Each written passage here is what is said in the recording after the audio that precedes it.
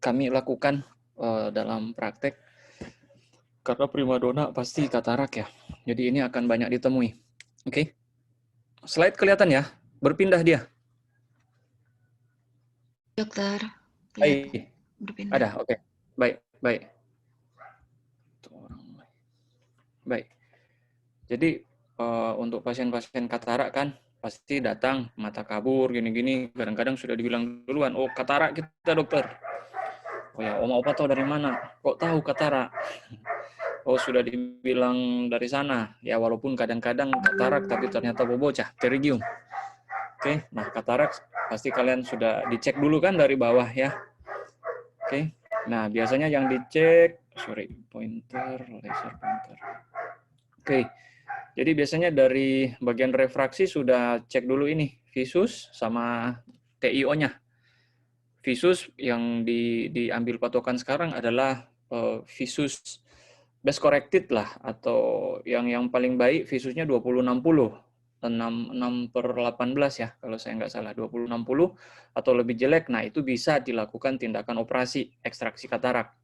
Kira-kira begitu. Atau lebih jelek. Ya.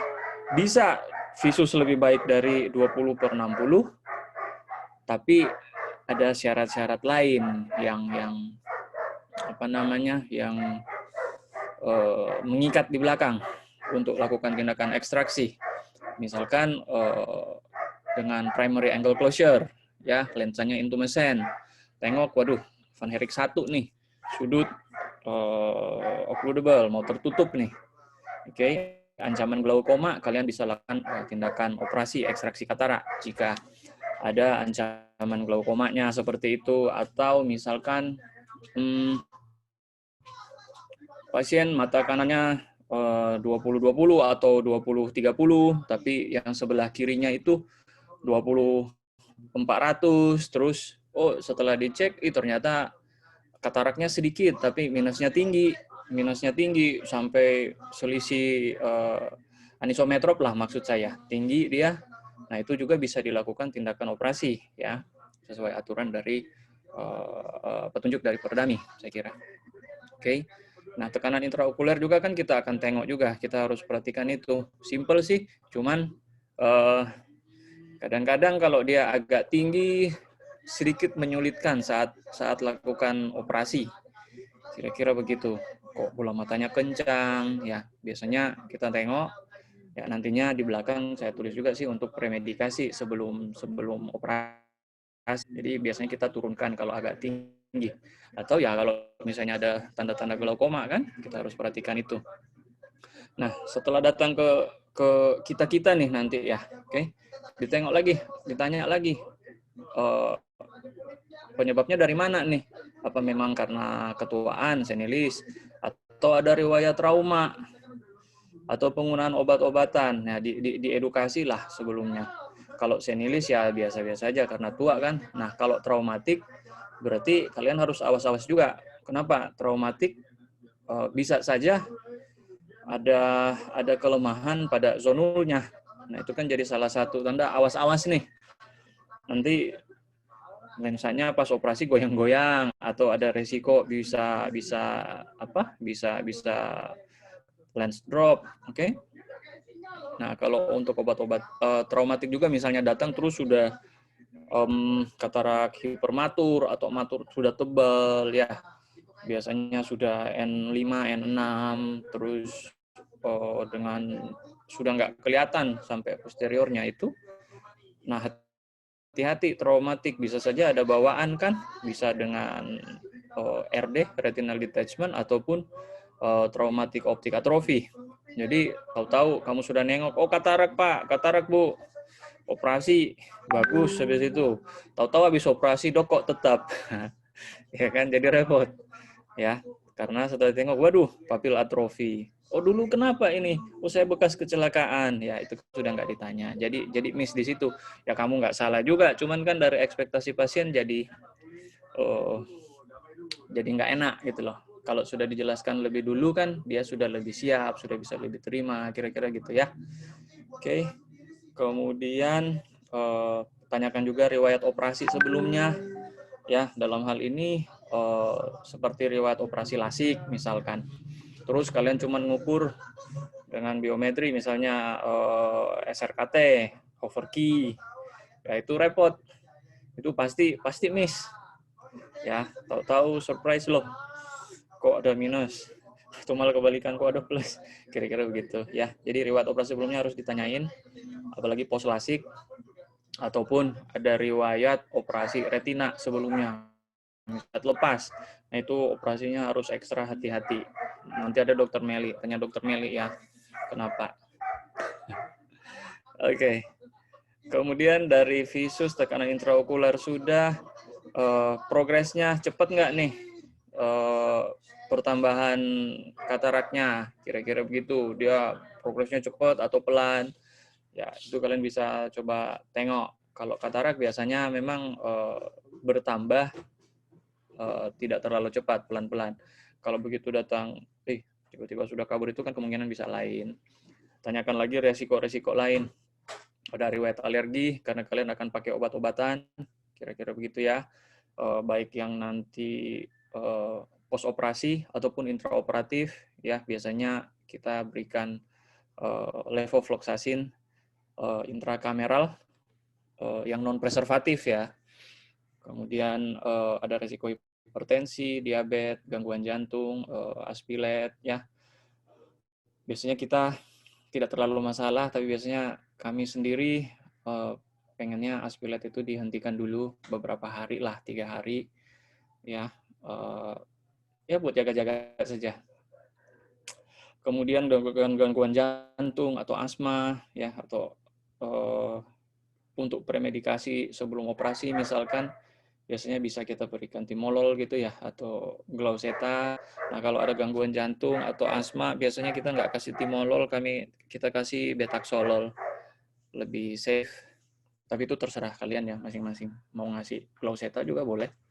Cuman pengalaman ngasih Glucoxetase, tekanan turun, biasanya mata jadi lebih enak untuk ambil tindakan. Cuman kadang-kadang karena sudah pasien gugup, ditambah Glucoxetase lagi, yang repot, kok tiba-tiba pasien gelisah saat tindakan. Tiba-tiba gelisah saat tindakan. Ya kalau Veko nggak terlalu itulah, tapi ada juga. Karena durasi cepat kan. Kadang-kadang ya kalau sudah expert, kadang kasus save aja ya 5 menit, 10 menit, ya 5 sudah selesai. Tapi kalau kalian mau ECC atau SIX, terus pertama dia sudah gelisah, terus ditambahin Glucoxetase, tengah perjalanan dia pingin pipis, nah itu repot. Tiba-tiba gelisah, awal-awalnya tenang, ternyata sudah kebelet. Ya, ada kejadian seperti itu. Ya, jadi Glucoxetase boleh pertimbangkan lagi atau suruh kencing dulu sebelum naik meja operasi. Walaupun dia bilang nggak berasa, masuk aja Bu, masuk aja Pak. Kira-kira seperti itu. Ya, itu dari pengalaman. Oke. Kemudian kita evaluasi lagi posisi pergerakan bola mata, ya. Bukan buat no-nya, tapi tengok aja dulu posisi sama pergerakannya. Kalau misalnya memang dia ada nggak ortofori atau ada palsi, paresa nervus, ya kan? Terus matanya kabur yang itu, terus mau kita kita ekstraksi kataraknya, terus kalian tengok kemungkinan besar mau terang, awas-awas kasih tahu dulu orangnya. Oke, kita analisa dari mana nih dia strabismusnya. Apa karena memang katarak lama, cuma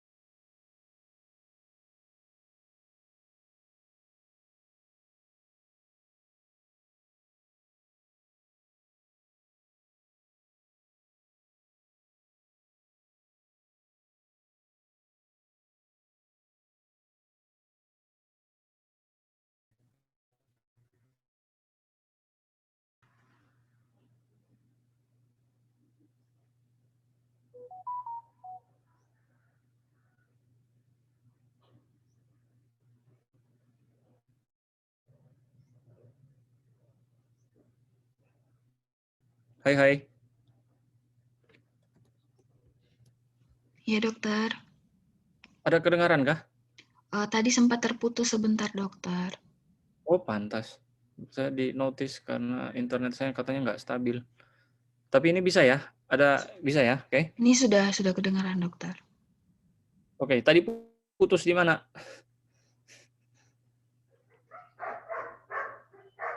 Ada yang harus saya Dari, ulangi? Nggak usah, lanjut aja. iya, Hah? dokter. Oke, dari mana? Iya, dokter.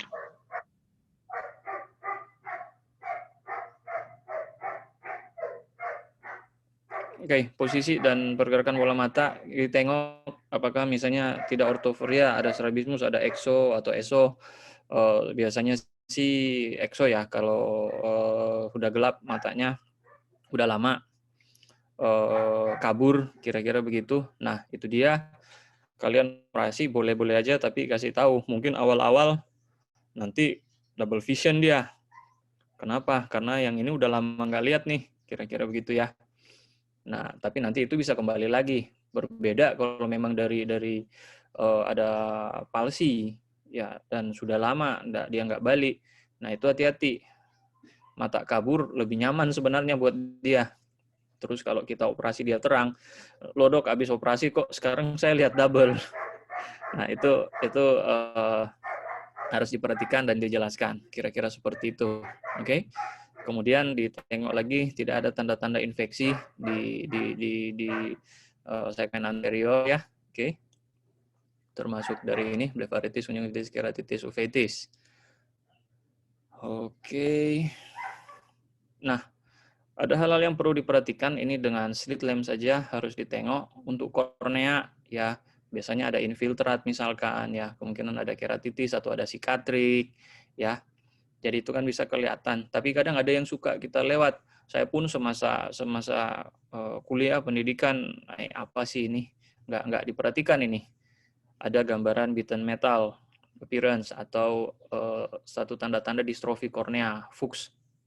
Nah itu bisa kalian perhatikan dengan lebih seksama. Biasanya sih pada orang yang lebih tua sih.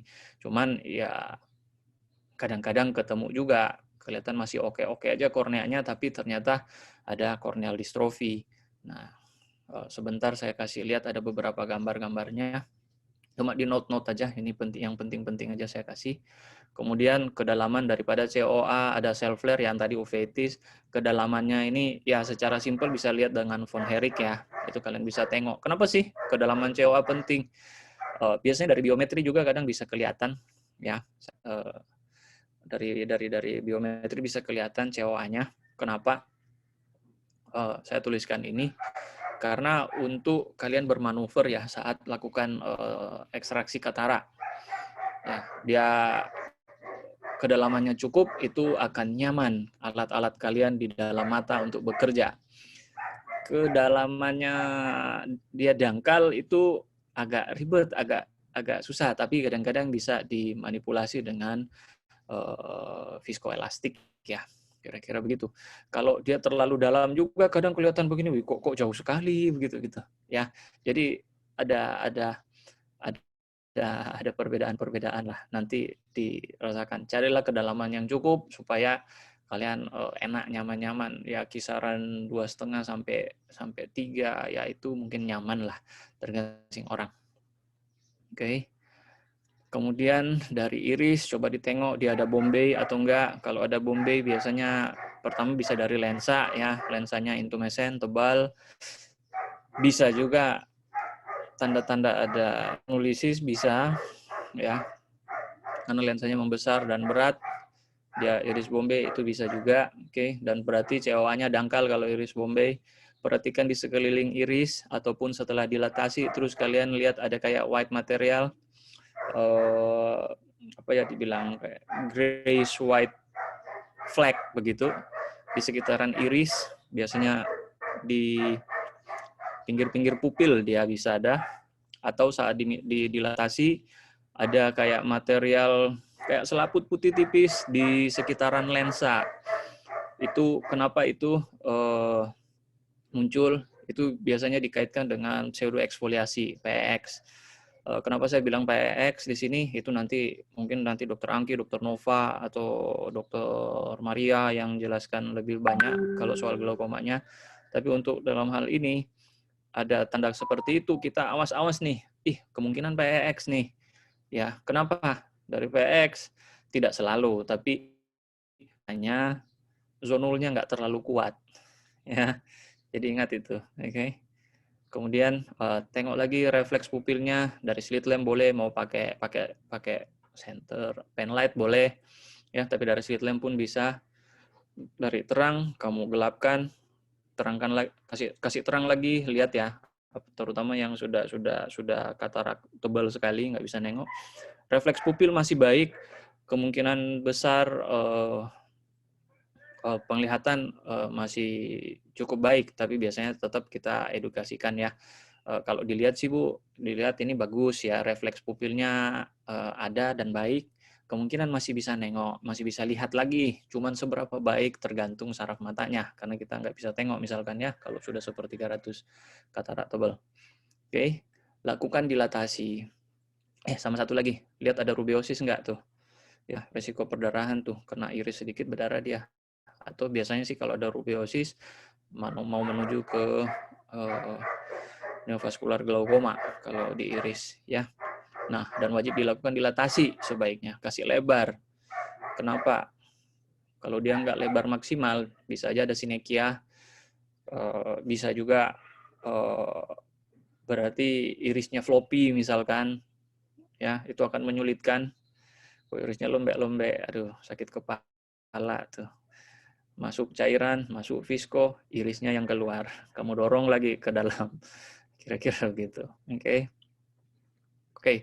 Lensanya dilihat tadi ada intumescence ya, dia membengkak, kemudian jenis-jenis kataraknya, oke. Jenis kataraknya yang mana nih? Oh, ini nuklear nih. Oh, ini kombinasi nuklear kortikal sama PSC, kira-kira begitu ya. Oh, ini anterior kapsul nih, dia fibrotik. Oh, ada yang di posterior kapsul fibrotik. Oh, ada polaris. Ya, hati-hati dengan yang polaris posterior. Oke. Hati-hati dengan yang polaris posterior. Kelihatan di bagian belakang, bukan kayak PSC, dia titik-titik, tapi dia kayak, apa ya, gimana ya, enak mau dibilang. Kayak menggumpal di bagian belakang, di kutub posterior, dia menggumpal di situ. Kadang-kadang nengok, aduh, konde ini katarak, ada konde di bagian belakang. Nah, itu dia biasanya lengket sekali. Itu beresiko untuk PCR. Oke. Kemudian kalian grading, masuk di mana dia nih? Gradingnya ada tuh. Saya nggak tahu sekarang masih pakai apa. Biasanya sih kita pakai LOX 3 ya. Kemudian nilai kekuatan zonul. Saat pupil masih kecil ataupun sudah lebar, kalian coba cek kekuatan zonul. Biasanya kalau kami minta pasiennya, coba lihat ke atas, lirik bawah, beberapa kali diulang, terus tengok. Lirik atas, lirik bawah, lurus. Biasanya kalau zonulnya itu lensanya kelihatan goyang, atau kanan, kiri, lurus. Begitu dia balik lurus, kadang agak goyang. Nah, itu kelihatan zonulnya lemah. Atau saat di slit lamp, pas dia nengok, kadang-kadang saya mukul-mukul meja. Dan pasiennya, kenapa nih? Padahal saya cuma sengaja pukul buat lihat apakah lensanya getar atau enggak. Enggak perlu dipukul, bisa juga seperti tadi ya. Oke, dilatasi pupil. Pastikan bisa dilatasi maksimal. Ya, sekitaran 8 mili. Oke, atau ya variasi sih, ada yang bisa sampai 9. Ya, kira-kira mungkin sekitaran 8 mili itu bisa maksimal. Kalau kurang maksimal, pertimbangkan kemungkinan IVIS nantinya ya. Floppy iris, kemudian ada sinekia, atau ada zonal weakness di sana. Oke. Kemudian setelah dilatasi, kalian evaluasi lagi lensanya ya, karena pupil kecil sama pupil lebar kadang ada yang bisa kita tambah. Lihat lebih jelas saat sudah didilatasi. Kemudian dari sudah itu kita bisa lihat lagi vitreous, bisa lihat papil nervus optik, dan bisa lihat retina. Oke, vitreous dilihat, ada perdarahan vitreous nggak nih? Ada vitreous cell nggak nih? Berarti ada uveitis di posterior. Ada waist ring nggak nih? Waist ring kan PVD ya. Kemudian papil nervus optik, menggaung. Kalau glaukoma, ada atrofi, ya, atau hiperemi, atau ada edema, itu kalian nilai dulu biar kita ini untuk memprediksi hasil akhir, walaupun secara kasar kan, kalau misalnya kita cuma nengok seperti langsung seperti itu, tapi setidaknya pasien bisa puas juga, oke? Baru untuk retina, perdarahan retina, gangguan makula dan letis. Nah, kalau misalnya ada gangguan seperti ini, kalau kami pribadi pengennya sih, oke, kita konsultasikan dengan sub-sub yang berhubungan dengan ini. Oke, bias kalau ini nih sudah kita konsulkan ke retina. Ini kemungkinan ada glaukoma nih, ke glaukoma atau ke NO kalau ada gangguan papil nervus optik yang lain. Perdarahan retina, kabutnya gara-gara perdarahan vitreus misalkan, atau di retina ada gangguan nih, ya konsul ke dokter retina lah. Nah, dan awas-awas juga, lain-lain ini bagus semua, tapi begitu nengok di periferi ada letis, ya, ada letis, konsultasikan ke dokter retina. Kenapa? Kalau masih bisa kelihatan, berarti itu masih cukup jernih, mending ini di barrage laser dulu supaya dia lengket. Ya, supaya dia lengket. Kenapa sih memang kalau ada letis? Nggak diminta-minta RD, retinal detachment. Ya, intraoperatif, kasihan sekali. Sakit kepala dokternya. Tapi seringnya muncul setelah beberapa bulan atau bahkan tahunan setelah operasi. Ya, letis itu bisa muncul. Kemarin ada satu tuh dok yang dikonsulkan ke dokter Meli. Itu udah 3 tahun post-op itu. Mata kiri. Mata kanan dicek ternyata letis juga, tapi untung nggak lepas. Oke, kemudian ya gangguan makula lain-lain yang bisa kelihatan ya itu diperiksa lah dulu semuanya yang bisa kita lihat dengan slit lamp dan lensa ya, lensa 78 atau ya kalau nggak ada 78 punya lensa 90 juga boleh. Oke, tapi itu dievaluasi. Kenapa saya nggak ngomong ophthalmoscope direct? Untuk kondisi sekarang jangan ya. Lebih aman pakai lensa terus ada akrilik pelindung. Kira-kira seperti itu. Oke, dan memang lebih enak sebenarnya kelihatan 3 dimensinya. Oke. Nah, selanjutnya kita masuk ke alat-alat nih. Oke. Nah, ini sudah katarak. Oke, kita akan lakukan pemeriksaan lanjutan nih. Kami bilang CL, cek lengkap. Nah, nanti akan dicek biometri. Perhatikan yang tadi nih, anterior chamber deep itu COA-nya berapa dalam, axial length, ya axial length salah satu faktor sangat menentukan power IOL-nya. Dan oke, di sini pasti keluar angka-angkanya dan keratometrinya K1, K2.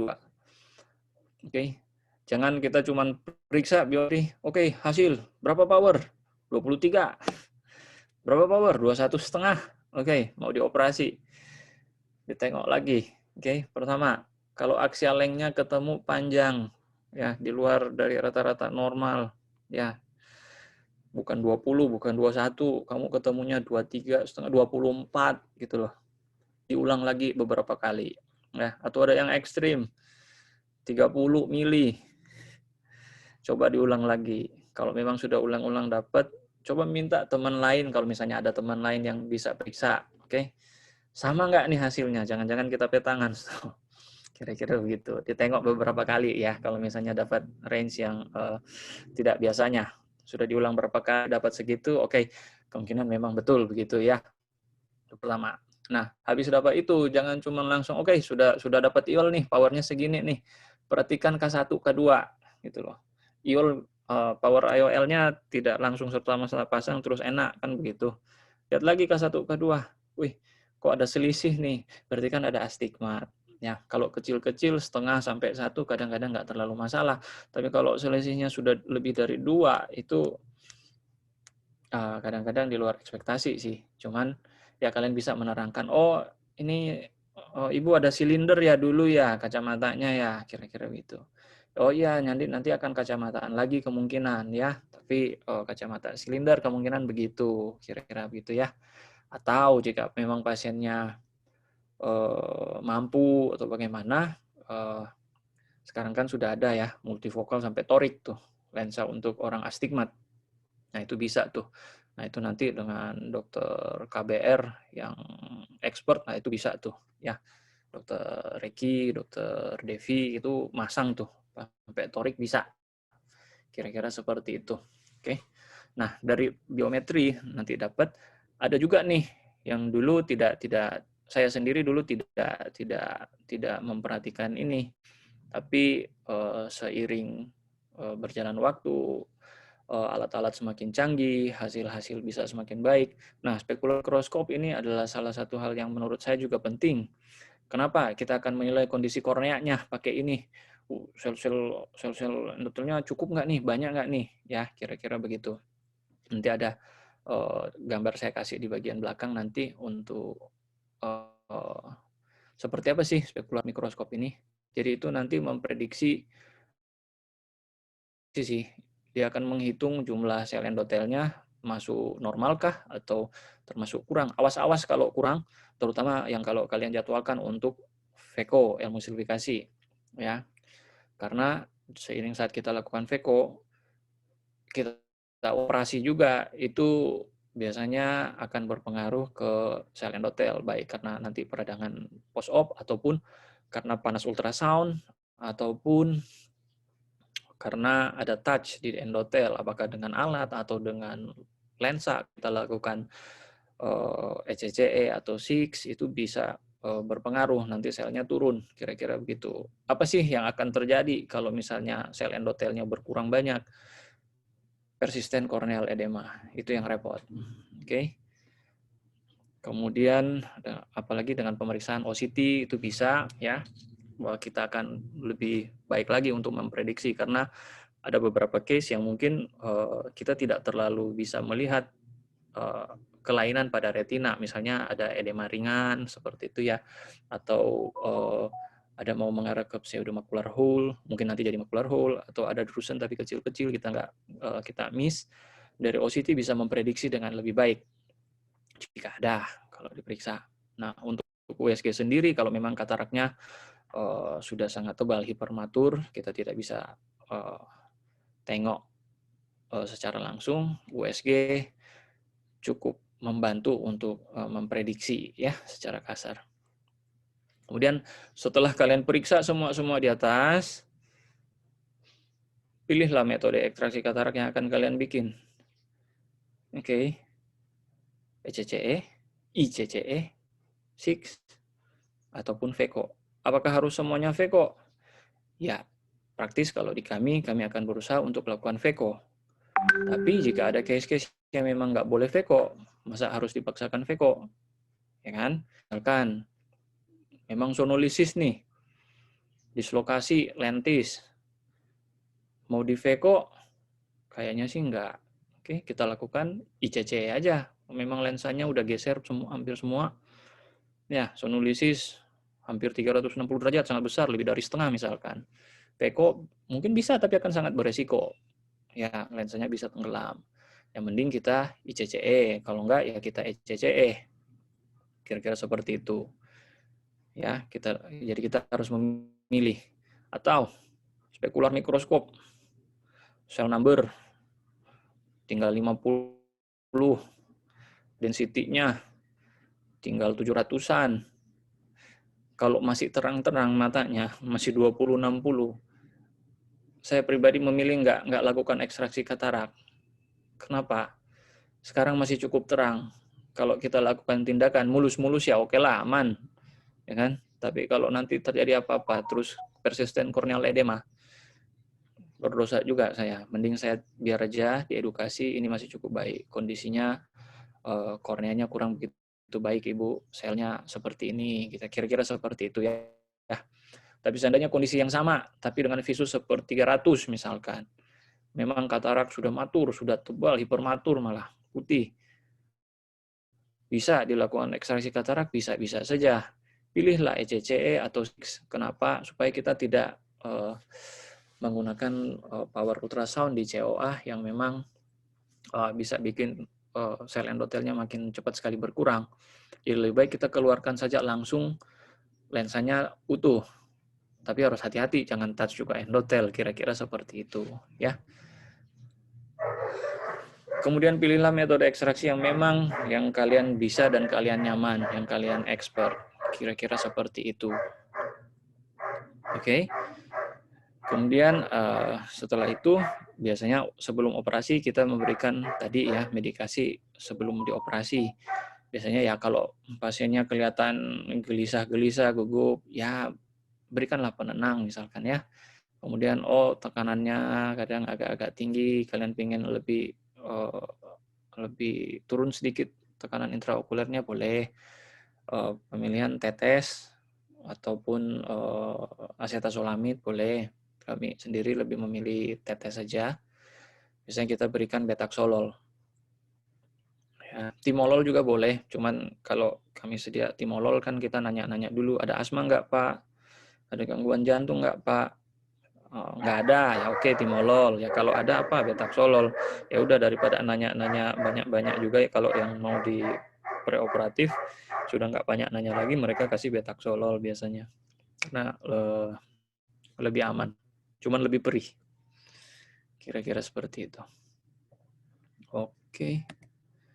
Oke, saya kira tadi slide-slide-nya cukup untuk gambar-gambar. Saya kira kalian sudah pernah punya ya,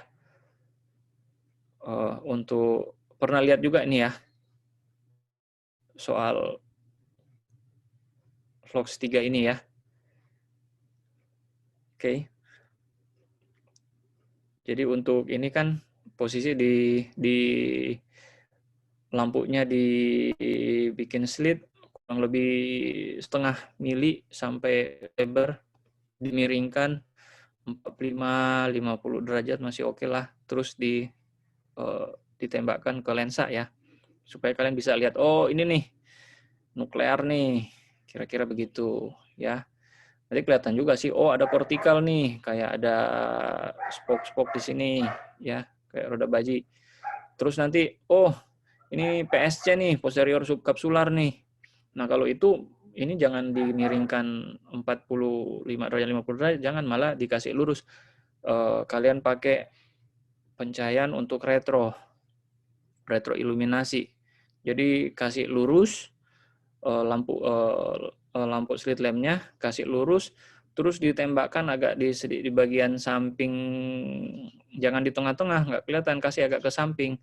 Nah itu akan ketemu gambaran retroiluminasi, kalian bisa kelihatan. Ya sorry ya, ini di kortikal nih misalkan ya. Tapi kalau kalian retro misalnya untuk lihat apa namanya PSC, bisa keluar kayak gambaran beginilah, ada efek dari belakang gambaran seperti ini. Jadi kelihatan ada bayangan untuk PSC-nya. Oke.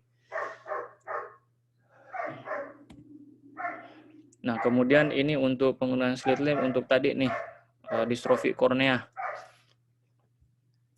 Nah, ini gambaran seperti endotelnya kayak bengkak-bengkak, nggak rata, nggak mulus nih, gini-gini nih. Nah, ini bitan metal nih dibilang nih. Kayak ada pelat besi atau pelat tembaga yang dipukul dengan palu. Nah, dia bolong-bolong kayak masuk-masuk gitu.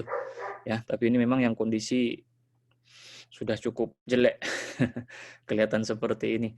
Kadang-kadang kalau masih ringan-ringan nggak kelihatan juga sih.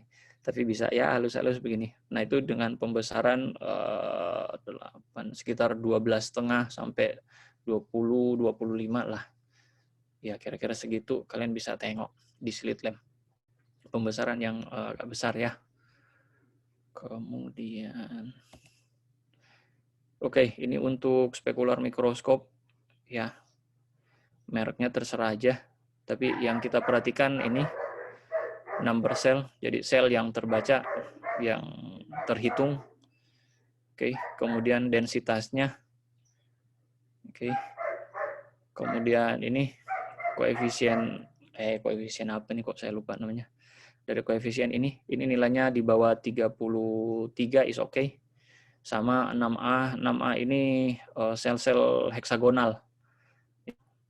Heksagonal atau 6A ini di atas 50-an% harusnya masih oke. Kalau yang ini di bawah 33. Oke. Nah, ini yang bagus, normal-normal aja. Jumlah sel yang terbaca banyak, kepadatannya 3.000-an. Oh, ini orang muda nih biasanya. 2.900 is oke. Nah, maju ke bawah sini, ini ada dark area. Biasanya dihubungkan dengan Fuchs dystrophy nih. Ya, pokoknya distrofi kornea lah. Ini numbernya 79, jadi sedikit. Oke. Walaupun dengan kepadatan 2.600-an, oke, masih cukup padat, tapi hati-hati kalau ketemu gambaran seperti ini. Oke. Number 121, nih heksagonalnya sudah sedikit ya. Sudah di bawah 50% dan ini CV-nya sudah di atas 30-an, 33. Oke. Yang lebih parah lagi yang sebelah ini, jangan di veko. Ketemu begini jangan di veko. Oke. Anjurkan pasien kalau memang butuh sekali harus ke center dengan fasilitas buat corneal transplant. Itu pun jika memang masih bisa. Karena kalau sudah seperti ini terus dilakukan tindakan ekstraksi akan sangat-sangat riskan untuk pasien. Kira-kira seperti itu. Tapi ada faktor juga, misalnya pasien dengan uveitis ya atau ada endotelitis bisa memberikan gambaran pembacaan spekular juga dengan jelek.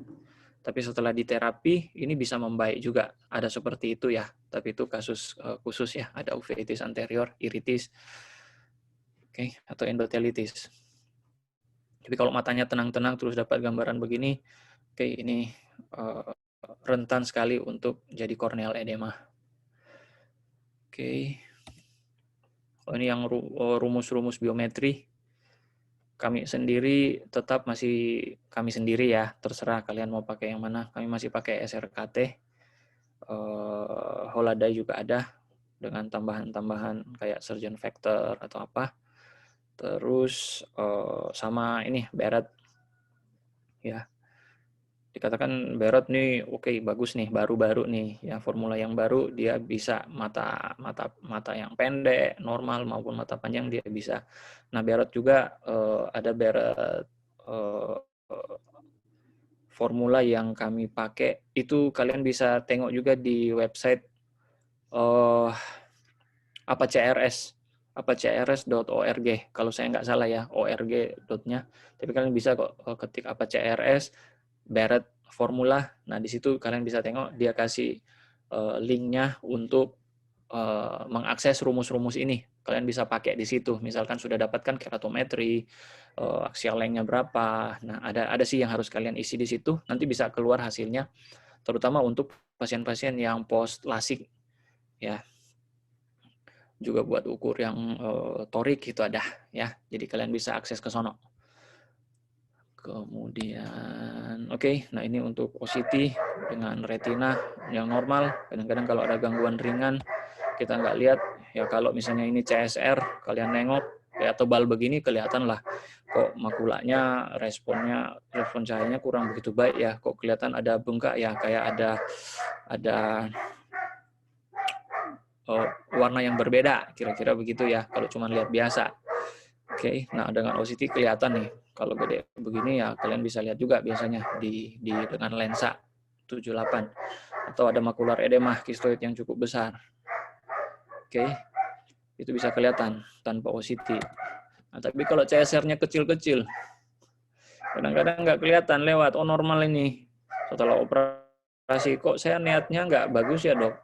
Garis-garis kok kelihatannya miring-miring. Saya lihat plat nomor kok modelnya nggak beraturan ya, kalian langsung pikir aduh metamorfopsia, CSR ternyata miss. Nah dengan OCT bisa kelihatan. Kemudian ada edema yang kecil-kecil kistoid, nah itu bisa kelihatan, awas-awas ataupun ini ada drusen-drusen kecil, kadang lewat tapi sangat berpengaruh terhadap visus karena dia di sekitaran makula. Ya, kira-kira seperti itu. Jadi bisa memprediksi hasil dengan lebih oke lah. Kalau nggak punya, ya nggak apa-apa. Ya, cuman lebih hati-hati. Gunakan Amsler. Oke, Amsler bisa ketahuan. Kemudian dari USG, oke, ada hiperekoik, garis hiperekoik nih di daerah vitreus yang ujungnya melekat ke optik nerve. Aduh, kemungkinan besar RD. Oke. Oh, ada gambaran cukup hiperekoik tapi dia kok agak besar dan dia bergerak sering itu. Ada yang bilang seperti gambaran pola mesin cuci, mesin wash. Kemungkinan ada kekeruhan di vitreus, kemungkinan perdarahan. Oke. Nah, baru ini posterior vitreous detachment, ada kekeruhan seperti ada vitreous hemorrhage tapi ada line hyperechoic line tapi nggak nyambung ke optic nerve. Tapi kalau ini tanya dokter Meli aja deh. Ya. Udah oke deh, habis. Ternyata habis. Oke, yang perlu di stop share ya di sini ya. Oke. Yang perlu di notice yang tadi ya. Kalian harus nengok dari penyebabnya, riwayat trauma, kira-kira seperti itu, jenis kataraknya, supaya untuk pemilihan itu teknik operasi, dan ukurlah diri sendiri, ya, ukurlah diri sendiri kemampuan. Oke, saya bisa nih, ya udah kerjakan. Aduh ini kasusnya kayaknya lebih sulit, ya, minta pendampingan atau minta teman yang lebih bisa, misalnya seperti itulah. Dengan harapan supaya hasil bisa baik ya untuk pasiennya lah, kira-kira seperti itu. Oke. Saya kira itu aja untuk pagi ini.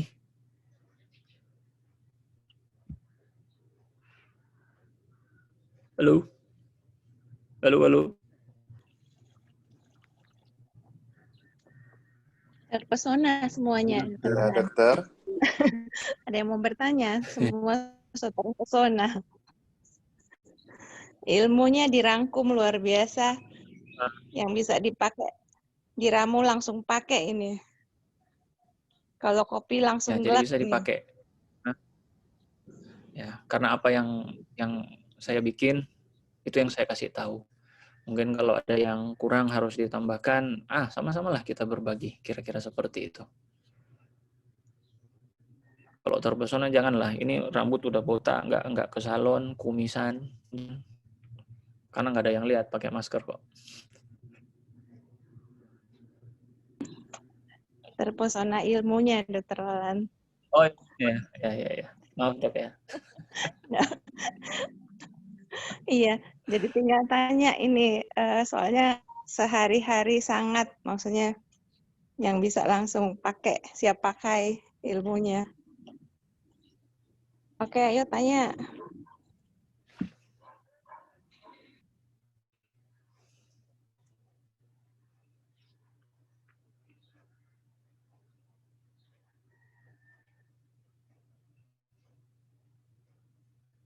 Ya, jadi saya bapak, satu istri, 3 anak, ya. Mau tanya itu ya, bukan?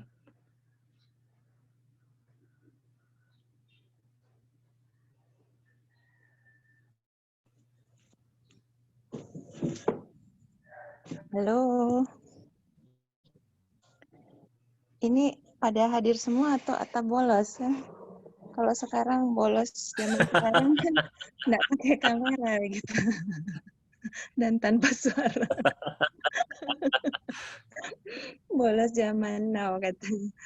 Ayo bertanya, ini praktis banget. Silakan yang belum jelas atau yang didapat sehari-hari. Berarti sudah jelas sekali, saya kira. Selamat pagi, Dok. Halo, pagi-pagi. Pagi, Dok. Maaf, Dok. Dari Vincent, Dok. Ingin bertanya. Vincent. Yo. Maaf, Dok. Ini untuk tambahan juga untuk beberapa untuk dari kita juga yang lain dok. Biasanya kan yang tadi dokter bilang kan untuk ada zonolisis dok. Nah terus apakah dokter menganjurkan untuk pemeriksaan grading katarak kan sebaiknya paling bagus melebarkan juga semua melebarkan pupilnya kan dok untuk grading katarak. Nah kalau misalnya ada pada kasus-kasus dengan zonolisis entah dia traumatik katarak ataukah karena dia ada kongenital misalnya dari Marfan juga dok. Nah apakah di kondisi-kondisi begitu apakah dokter menganjurkan untuk kita tetap melebarkan pupilnya atau kalau misalnya bisa menurut dokter sampai dengan kondisi zonolisis yang sampai separah apa dok, misalnya sampai berapa derajat zonolisisnya yang bisa dilebarkan atau semuanya sebaiknya tidak usah dilebarkan karena takutnya dilebarkan tahu-tahu dengan zonolisis yang sudah lemah sekali malah ada turbulensi atau apa yang bisa menyebabkan malah lensnya jadi drop dokter. Sekarang terima kasih Vincent. Kalau misalkan dengan kondisi lens dislokasi, mau dibikin apa? Tetap diekstraksi kan? Kalau misalkan mau ekstraksi katarak, apakah dilakukan ekstraksi dengan pupil kecil?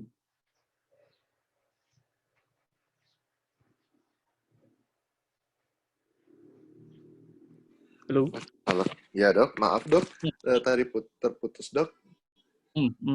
Nah, kalau pasien dengan dislokasi lentis, misalkan ya, atau udah dislokasi nih, apakah akan dengan zonolisis atau apa, misalkan trauma ya, apakah dilakukan operasi atau ekstraksi katarak dengan pupil kecil?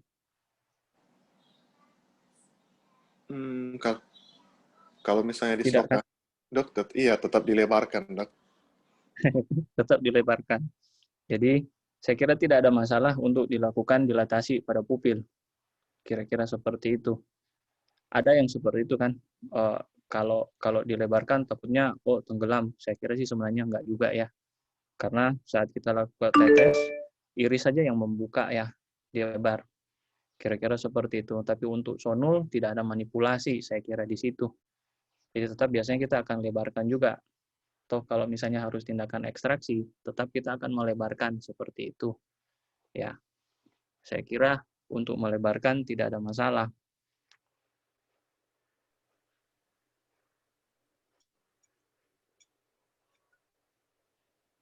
Ya, Tante Yuli. Ya, baik. Terima kasih, dok. Ya, Vincent. Pagi, dok. Pagi, Dokter Yuli. Juga yang dikirim tuh ke Kando kayaknya.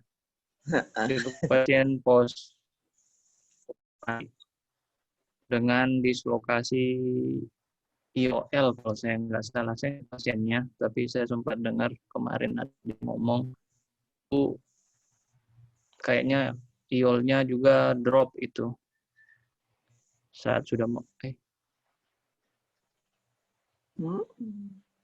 Halo, tes. Ya. Halo. Halo, dok. Ada IOL-nya yang jatuh juga itu karena pasien dari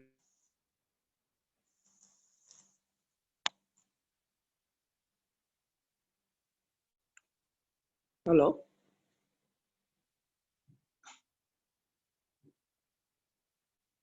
Halo, putus-putus ya. Halo. Ya, dari mana, dok? Izinkan ngomong Yuli. Dari mana, dok? Gak kedengeran. Iya, dari Sulawesi Tengah kayaknya dikirim ke Kando buat Dokter Fitrioretna itu. Dengan dislokasi IOL, saya nggak tahu sih riwayat gimana. Tapi pas dilihat IOL-nya sudah geser, kayaknya mau tenggelam. Pas sudah di meja operasi mau diambil atau reposisi, ya IOL-nya drop. Jadi sudah dirujuk ke rumah sakit Kando. Ya memang kira-kira seperti itulah. Ada resiko-resiko seperti itu kan. Tapi dalam hal ini misalkan Marfan ya, Vincent, tetap kita lakukan dilatasi pupil untuk nengok. Dari situ kita bisa, oh ini lensanya bergeser, dislokasi nih. Tapi tetap ada zonul yang pegang. Kira-kira seperti itu. Nah, dari di kasus-kasus seperti itu nanti operator akan melakukannya dengan hati-hati, ada yang menambahkan dengan CTR, ada yang kalau nggak bisa pun ya mereka akan menggunakan IOL anterior atau iris clip ya, biasanya pakaikan begitu. Tapi sekarang banyak pilihan lah, tapi mungkin nanti dari KBR ya yang bisa bantu untuk menjelaskan macam-macam daripada lensa-lensa itu, kira-kira seperti itu. Oke. Tadi mau nambahin itu Dokter Roland, Oh iya. nambahin zonolisis apa perlu dilebarkan, saya rasa malah tambah perlu. Nah, jadi kita bisa lihat berapa lebar zonulnya yang hilang atau berapa lepas gitu. Jadi supaya kita bisa approach operasinya lebih gampang. Karena kita tahu, oh kira-kira dia gini, posisinya di sini, kita mesti hati-hati begini gitu. Betul. Jadi jangan sampai malah aduh zonulisnya jangan dilebarin deh, nggak usah dilihat, aduh jangan, malah tambah wajib dilihat. Jadi lebarkan aja nggak masalah. Iya. Setuju, Dok. Kita kembali mengukur lagi, oke, kondisi ini, oh ini kayak sulit. Mending kalau saya rasanya masih belum sampai sono gitu loh. Ada teman yang bisa minta teman, ya tapi kasih tahu, oh ini pasien ini nih, coba dilihat lagi zonolisis. Jangan malah jadi prank. Ya repot. Ya. Kira-kira seperti itu. Oke.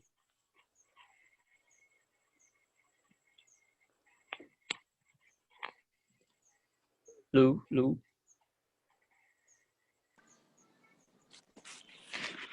Ya, terima kasih Dok atas penjelasannya dengan tambahannya juga dari Dokter Yul.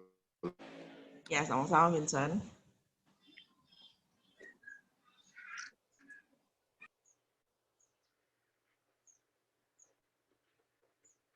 Lu, ada lagi? Yang stase KBR, Dok. Selamat pagi, Dokter. Pagi. Dok, dengan Peter, Dokter. Oke. Ya, Dokter. Ya. Izin Dokter bertanya, Dok. Tadi kan Dokter sempat bilang dengan komplikasi daripada kalau memakai teknik vakum dan mungkin kalau pada SIX ataupun ECCE kalau terlalu banyak touch itu kan nanti persisten kornea edema. Itu kan nanti komplikasinya.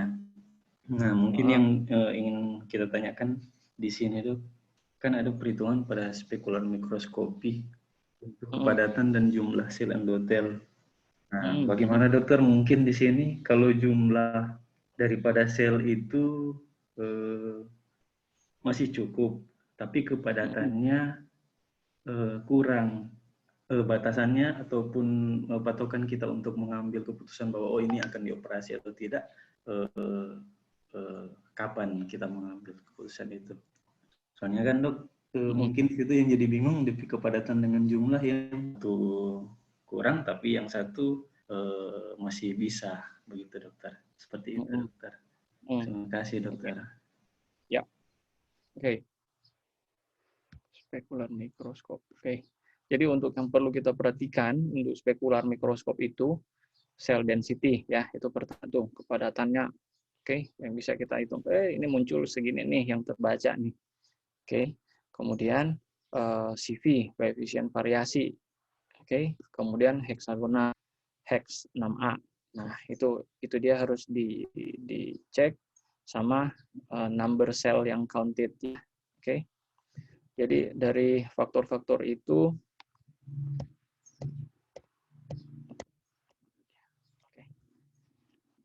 mesti share lagi ya. Masih kelihatan enggak slide-nya?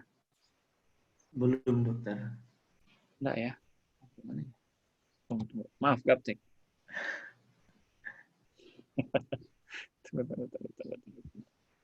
Ini share screen lagi. Kok desktop ini? PowerPoint. Nah. Oke. Pasti yang kamu maksud dari sini kan, karena ini kok numbernya 79 tapi kepadatan masih 2 ini Ya, kan? ya, Ya, ya, saya paham lah. ya. Kamu kalau begini, Dang, ini ada di tengah-tengah ini, Peter. Oke, kenapa? Baik. Di sini cuma density-nya aja yang banyak. Ya, tapi dari number dia udah kurang dari 100-an, sudah 79. Terus CV-nya sudah 36, koefisien variasinya 36. Ya, beberapa bilang sampai ya 33 lah maksimal. Terus heksagonalnya yang 6A ini sudah di bawah 50%.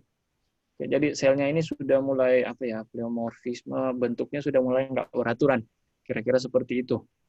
Ya, ini salah satu tanda yang mana kemungkinan besar ini ada distrofi kornea atau ada uveitis anterior, kira-kira begitu. Tapi kalau gambaran ada dark area begini, ini kemungkinan Fuchs corneal dystrophy. Bisakah dilakukan VECO pada kondisi ini? Itu sebenarnya semua sangat tergantung, Peter. Oke, untuk Ya. VECO surgeon yang expert masih boleh, silakan aja, bisa aja. Kira-kira seperti itu. Itu saya bilang ukur diri sendiri. Kamu bisa VECO 5 menit, di bawah 10 menit, VECO saja. Terus pakaikan soft shell teknik. Kenapa? Buat lindungi endotel. Kira-kira seperti itu. Oke? Iya. Ya, kira-kira seperti itu. Karena apa? Dianggap masih ringan. Tapi kalau kamu ragu-ragu, jangan. Mending ECCE atau SIG. Kira-kira begitu. Perhatikan juga umur pasien. Jika kondisi seperti ini, umur 50-an, umur 50, pertimbangkan lagi mau di VECO. Kenapa? Minta maaf. Kalau umurnya panjang, tiap tahun dia akan menurun sekitar 0,6% katanya selnya. Jika kamu operasi terus dia turun cukup banyak, saya khawatir 10 tahun kemudian baru mulai muncul korneal edemanya. Ya, misalkan kira-kira begitu ya. Karena proses degeneratif, karena pertambahan usia. Oke? Kira-kira begitu. Jadi perhatikan number, CD, CV, dan ini 6A. Oke? Itu yang penting.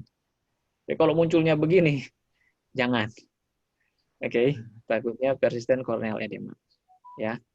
Jadi kalau kayak ini, yang sebelah kanan ini relatif masih aman. Saya kira begitu. Relatif masih cukup aman. Walaupun ini sudah kurang, ya. Tapi jumlah number sama CD ini yang masih cukup banyak sebenarnya. Tapi kembali lagi saya bilang, pertimbangkan dari segi pengalaman, kemampuan operasi, kira-kira seperti itu. Kalau kataraknya tebal, misalkan ya, grading nuclear opacity 5, ya termasuk keras kan. Terus saya baru masih pemula dalam VECO, mending jangan. Kenapa? Akan butuh waktu lama. Jadi kira-kira begitu ya, kita ngukur seperti itu. Ini kataraknya keras nih, brown katarak nih. Kemungkinan saya akan VECO jadi lama, ultrasound banyak saya pakai ya. Nanti cowoknya panas gitu loh, endotelnya rusak. Oke. Saya nggak akan VECO nih. Mending saya ECCE deh atau saya SIG saja. Kira-kira begitu ya. Kalau misalnya cuma saya sendiri yang bisa operasi saat itu. Kalau misalnya ada teman lain yang bisa, oke, dia bisa VECO, bisa cepet, udah, mending teman yang VECO, kira-kira begitu. Tapi kalau kondisi seperti ini dia baik-baik, bagus-bagus nih, ngomong VECO, ya silakan aja. Cuman ya itu tadi, kalau memang dia kataraknya keras, berarti siap-siap tuh. Hari pertama, kedua, kadang-kadang seminggu, ya ada edema, kira-kira begitu ya. Ya kira-kira seperti itulah. Itu yang sehari-hari orang lalui, orang lewati lah di klinik. Oke. Jadi untuk di sini relatif berjaga aja, pertimbangkan tadi ya, yang skill, pertimbangkan jenis katarak, pertimbangkan umurnya. Oh ini kataraknya tipis nih, ya grading N2, N3 nih. Oh PSC sedikit kok, boleh. Ya udah bikin aja nggak apa-apa. Ya kan? Kembali lagi ke operatornya, kira-kira begitu. Tapi kalau untuk yang ini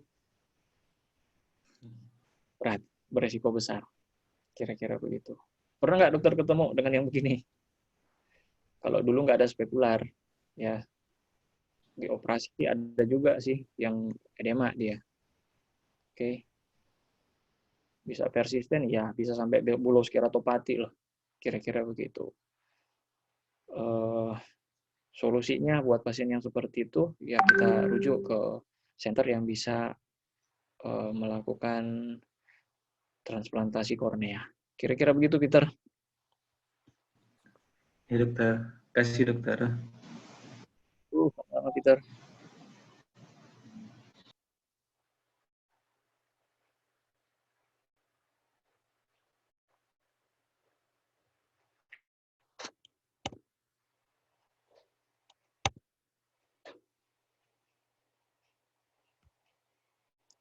Oke.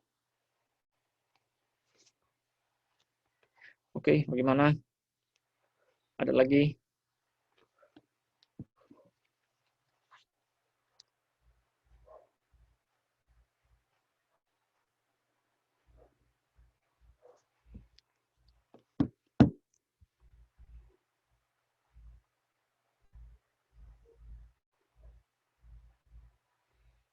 Ingat-ingat yang itu ya, gambaran beaten metal itu cukup penting nanti buat kalian tengok.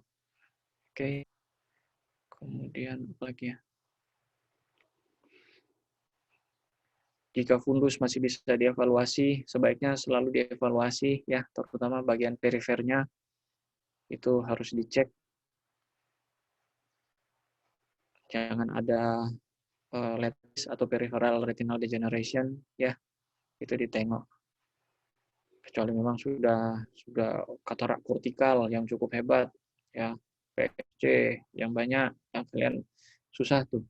Kadang-kadang katarak kortikal kombinasi PSC, walaupun pasiennya masih cukup terang, penglihatannya masih cukup baik, tapi dokter yang mau evaluasi fundus itu agak sulit ya, karena katarak kortikal seperti itu kadang sering terhalang, ya, agak sulit tuh.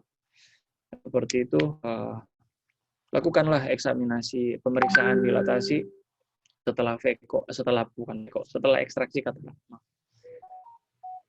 Ya, sempatkan waktu untuk itu buat lihat. Oke. Baik, masih ada lagi? Atau cukup?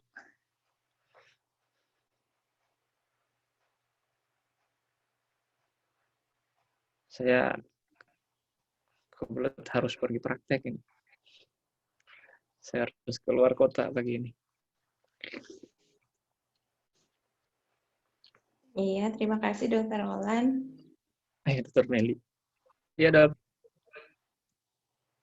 Terima kasih waktunya, ilmunya. Ya, Dokter. Sama-sama, Dok. So, siap cus ini. Kira-kira begitu. Siap berangkat. Kira-kira begitu.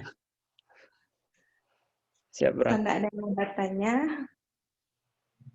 Sebenarnya ilmu-ilmu praktis penting sangat karena sehari-hari orang dapat jumpai. Kalau pasien dari Dokter Olan tuh pasien siap kamu. Kalau kopi tinggal gelap, operator tinggal main. Amin. Cuma memang yang jadi kendala kalau pasien-pasien tidak diedukasi dengan benar, Kang Dokter Olan. Ya. Itu yang akan ketemu katarak operasi tanpa pemeriksaan yang asam dipaparkan tadi. Ternyata itu penting sangat gitu ya, Dokter Olan ya. Iya, iya. Jadi pasien sudah ngerti dan tidak datang, kenapa habis operasi masih kabur? Gitu. Ya, itu Tidak ada pertanyaan itu lagi. ya, pasien nggak nyaman, dokternya juga nggak nyaman kan? Iya, betul. Kira seperti itu. Jadi kalau ternyata miss di persiapannya.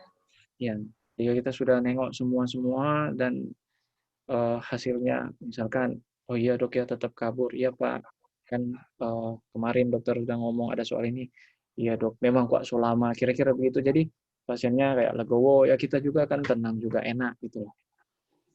Maksudnya, jangan ekspektasinya, oh ini mesti operasi nih, habis operasi beliat, besoknya habis operasi semuanya jernih, kornea jernih, iolnya sentral, pupilnya bulat, lo kok tetap gelap. Nah itu kan kasihan, kira-kira begitu. Jadi ya dia akan balik lagi. Dok, ya Pak masih gelap ini. Nggak enak sekali mau dengar itu. Kira-kira begitu. Nah, oke. Jadi biar ini jadi satu masukan dan pembelajaran penting buat semua. Terima kasih Dokter Olan. Sama-sama, terima kasih Dr. Meli. Terima kasih juga buat semua yang bisa hadir. Terima kasih dokter. Untuk link masuknya di Zoom, dokter. Ya, oke deh. Yang tadi pakai